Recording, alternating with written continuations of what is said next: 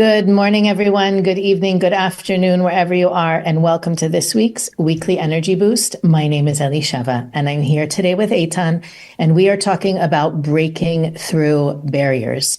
This is one of the weeks of the year that we get an extra boost, as we spoke about last week, not only to interrupt old patterns and to really clear out old attachments, old stories, but even more so, one of the I would say most universal patterns that we as human beings subscribe to is that when things are dark, when things are chaotic, we want to do everything we can. We want to be as mindful, as connected. We behave. And then when things are good, we tend to become complacent. And the ups and downs, the back and forth, the urgency versus the complacency can be a tremendous source of long-term challenges in our lives. And the reasons why we don't heal those patterns is because we're basically telling the universe that we are at our best, our most mindful, our most connected when things are going wrong. And so the universe follows our lead and gives us exactly what we're asking for.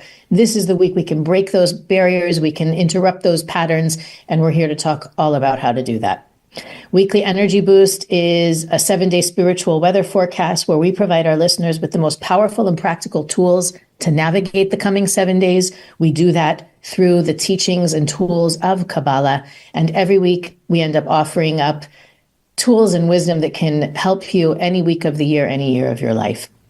And this week is no different. We're in the second week of what we spoke about in last week's episode, the period called the Shovavim, where we have the opportunity to dig deep and elevate sparks of light that we may have given toward negativity that weren't previously accessible. We may feel a bit of a regression in that sense, but here we're learning this week that the regression really serves a very high purpose, and there are deep lessons and opportunities for growth in this week that we want to make sure that we don't miss. So Eitan, how do we begin to take advantage of the gift of this week? So it's so interesting how the story of this weekly portion corresponds to what each one of us need to work on, which is transformation, not only when I'm facing a disaster or the urgency to change. So the story is about Pharaoh. You know, the Israelites were slaves in Egypt. And the story tells us that here came Moses and threatened Pharaoh. Plagues, disasters, chaos will come upon Egypt if you are not going to let them go. One plague, Pharaoh didn't change his mind. Second plague, third man, suddenly he realized it's horrible. Okay, Moses, please, stop the plague. Stop the chaos. I'm going to let go of the Israelites. So Moses stopped the plague, and Pharaoh changed his mind. Things become calm. They said, no, I'm not going to let them go. I've changed my mind. Each one of us have our own Pharaoh within. The one that reacts to external situations. When things are bad enough, we're saying, yes, I'm going to change. It can be externally. Yes, I'm going to work out every week. I feel horrible. Yes, the doctor tells me if I'm not going to change my discipline, I'm going to get a heart attack, God forbid. I'm going to change it with diet, with exercise. This being threatened to be divorced. I'm going to change. Absolutely. And then what happens when things seem to be less urgent? There's not too much pressure from the outside. We become complacent. We become numb, and we're going back to our old self. Kabbalistically, the test of transformations and change is when things are okay in the outside. When the universe pushing me to change because of chaos and negativity, It's not real change. Real change is proactive. Proactive means externally things seem to be okay for a minute, but anyway, I no longer want to connect with the old self because sooner or later it will attract the chaos. And even though I don't experience it now, I no longer receive energy from the complacent me, from the old me. So we need the gift of urgency sometimes. We need a wake-up call from the universe. We need a little chaos to wake us up. We're humans. We're complacent. But am I actually using it as a first step and committing for follow-through? So that's the idea. Now, how do we go about proactive change? I want us to open up this discussion. Elisheva, what is the first step of taking it to the next level and not just being pushed to the corner, so I have to behave differently, I have to act differently. So how do you differentiate between changing externally versus changing internally? What are the steps? What are the awareness? Well, I think it starts with the acknowledgement that when there is a challenge externally, it's a wake-up call. Now, we learn from the teachings of the Kabbalists that everything that happens in our lives, good and seemingly not good, is there to get us closer to the Creator, to the light of the Creator, which doesn't mean I've got to get a plane and fly as high as I can. It means that I need in my own behavior, in my own existence, to be more like the light of the Creator, but also to develop a closer relationship with the Creator. So what usually happens when there's an external challenge, we pray, we talk to God, we negotiate, right? There, I often joke about how, it's not funny, but if you've ever been worried about a child who's ill, you make all kinds of promises, commitments, declarations, and then the moment that the child recovers, right, it's like we go back to normal. Or we forget about the commitments that we've made. If we truly understand that the reason that any challenge comes to us is to remind us, not to make us go a mile closer and then coast 1 mile closer until the next chaos comes, but literally to refocus us on the purpose for which we were created. To be co-creators, to be like the light of the Creator in the physical reality. The light of the Creator is in the metaphysical realm. We are supposed to be the light of the Creator in the physical reality.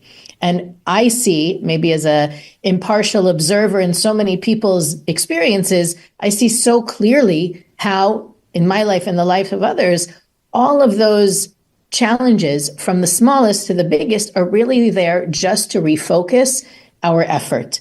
Stop focusing out there, focus inward. The work is internal. And I think once you realize that, then you can start to identify, well, wait a second.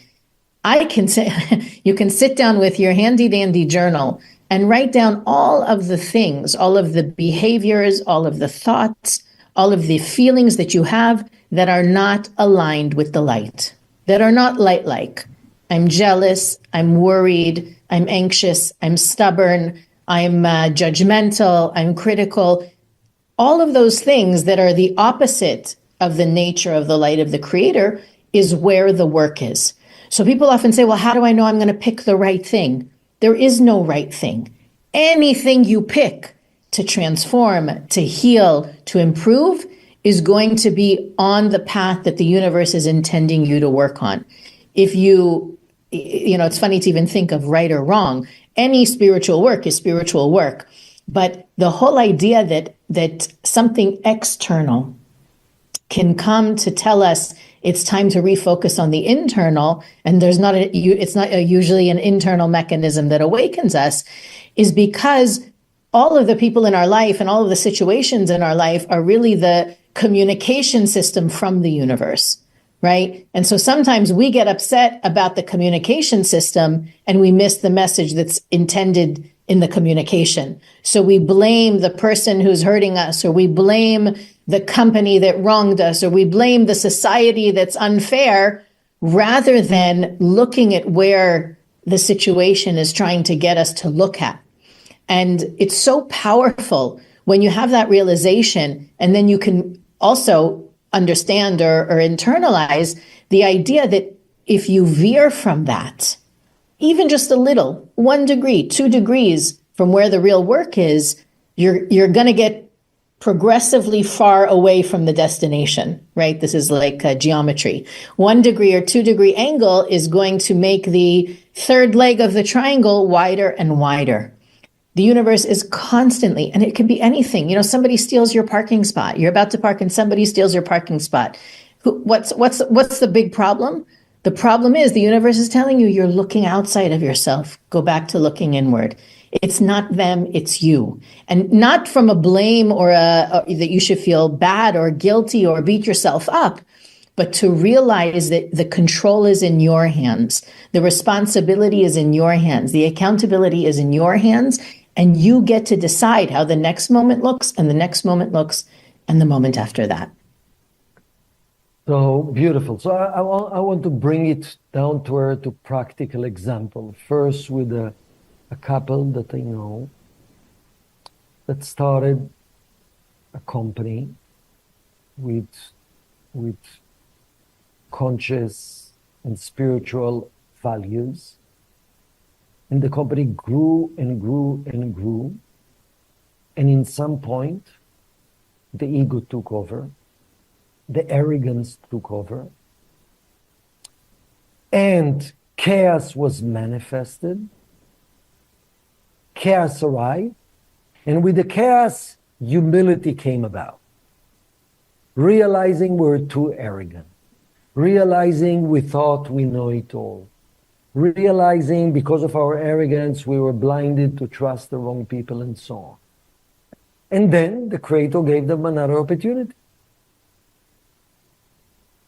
to build another conscious and spiritual values companies. And it's growing and growing and growing.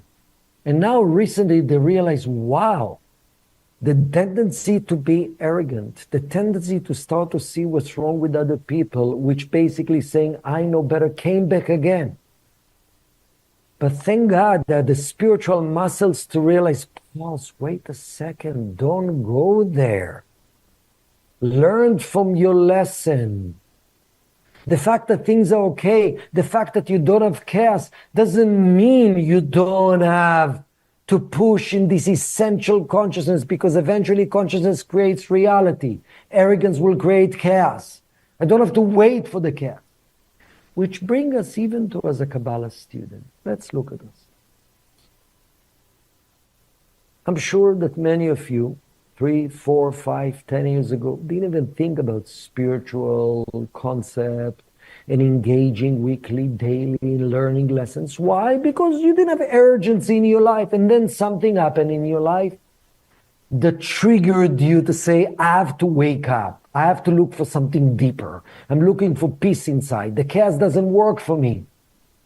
A lot of people that would come to the center, either online or physically, in person, in the different centers all over the world, they started Kabbalah 1 because unhappiness in their life, which is like Pharaoh, some urgency.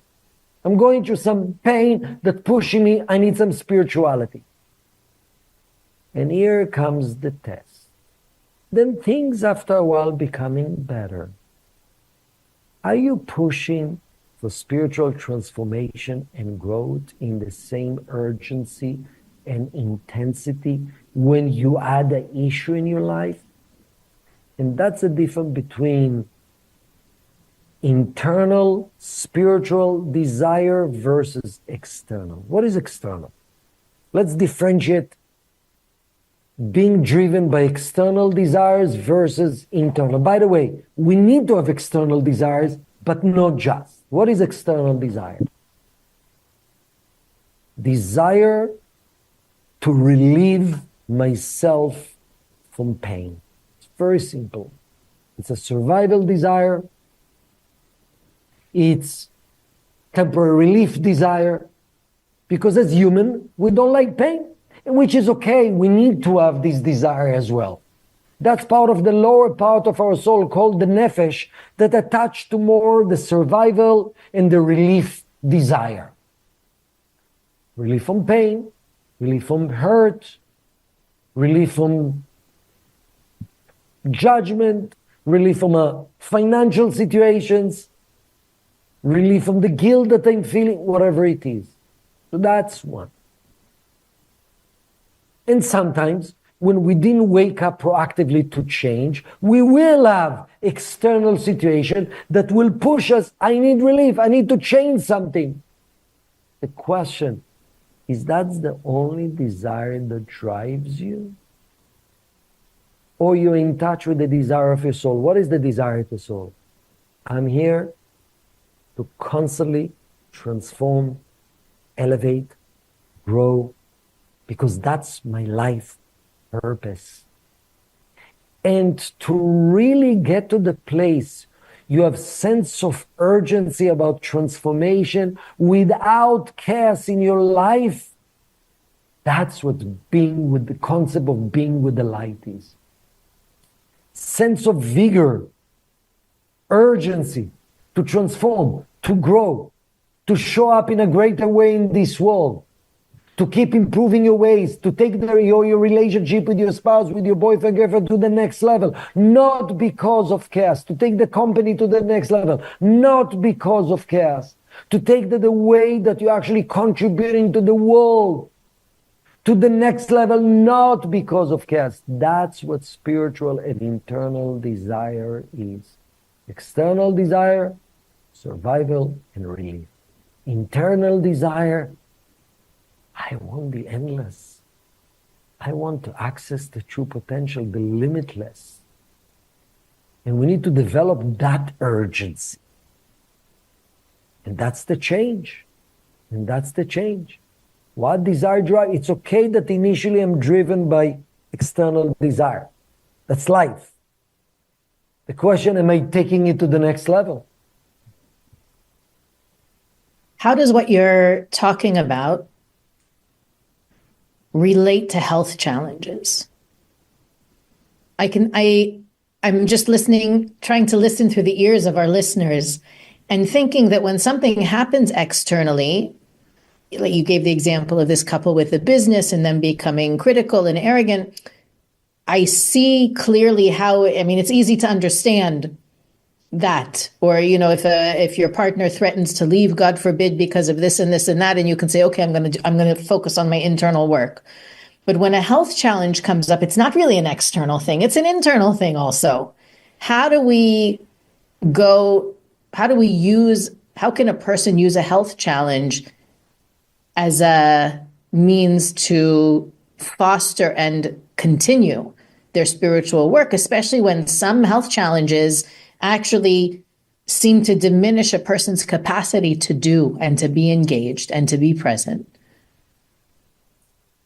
So first, I'm sure the audience and you, Elisheva, meeting so many people, have you encountered people that tell you, wow, I had a major challenge with cancer, with major illness, but it was such a big blessing in my life because I'm not the same person anymore. So let's first understand that every sickness that we're going through, any health challenge, or any challenge that we're going through, the purpose is to awaken us not to be the same people, to elevate to the better version of ourselves. But like everything else in life, I think first step, of course, you need to be pushed externally, and it's okay that you're dealing externally. I want to know exactly what's happening. I want a second opinion. What is the best? While you have in your mind, I know it's for the best, for elevations, and I'm trying not to fall into negativity and chaos and more certainty. I would say when you have a positive out, you know what? It's all for the best. Meanwhile, let me see how do I treat it in the best way. And the best doctor and the person's approach, depend who you are, depend what you believe in, maybe alternative, maybe partly external, Western medicine, Eastern medicine, whatever it is. That's part of the process. And if I'm not learning it, it will keep coming again. I know it for myself. Part of the process, and doesn't mean the first second you heard about the physical challenge you feel it, has to be internal work of reflection. I'm meant to be a different person. After this disease will go away, I'm not just transforming for the sake of relieving myself from the disease. The disease was just a wake up not to be the same person. So I actually need to envision myself being different, even if disease is not there, with my value, with being present with the right people in my life, with taking care of myself. Sometimes, very often, it has to do with learning to take care of my soul, of my emotions, of my real internal needs. Like a kid that I'm ignoring. Very often, one of the tikkun about it, you ignore part of yourself. I'm not talking about selfishness.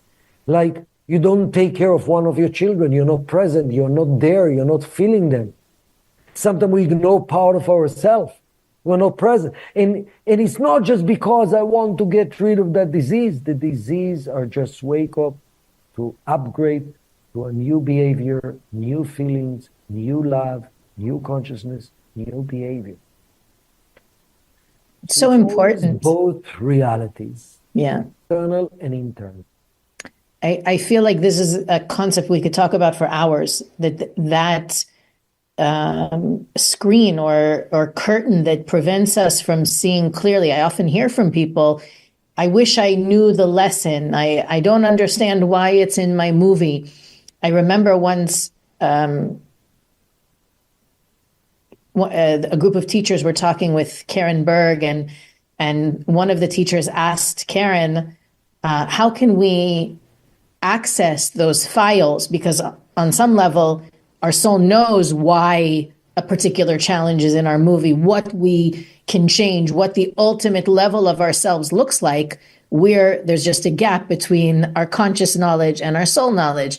So she asked Karen, how can we access that file so that we can know why we have this particular challenge or why we are the way we are? So Karen used this specific example.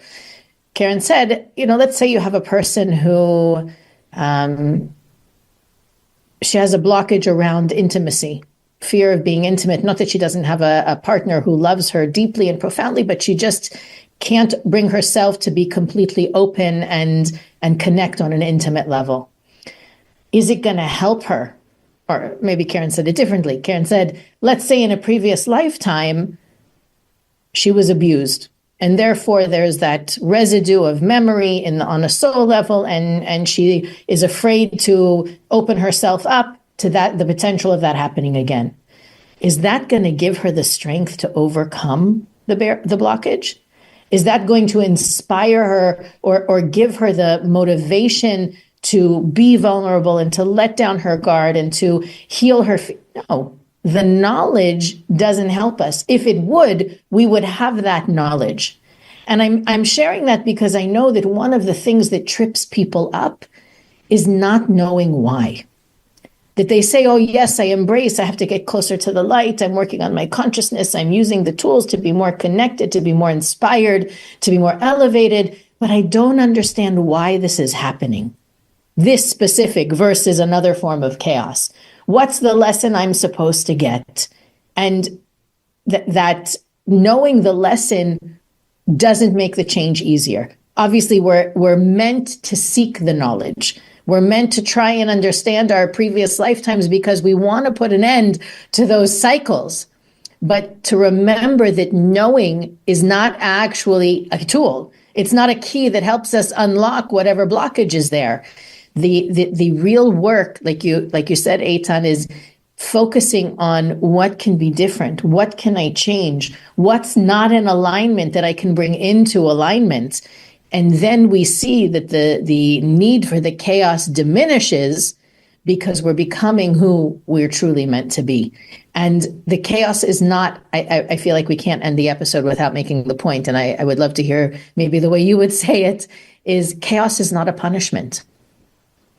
And I hope that everyone who's listening doesn't feel like when something bad happens or there's a challenge, that somebody up there doesn't love them, or they're doing the wrong thing, or they're not a good person.